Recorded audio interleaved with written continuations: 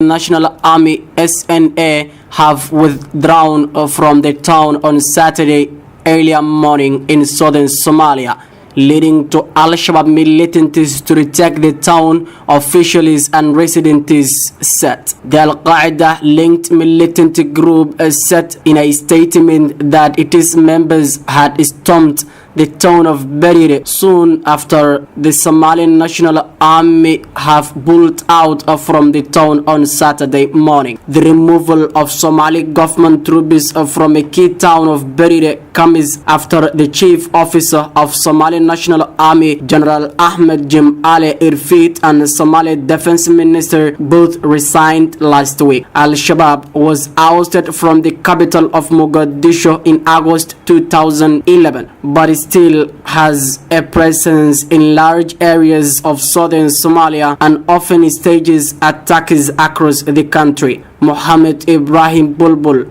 Somali freelance journalist based in Mogadishu.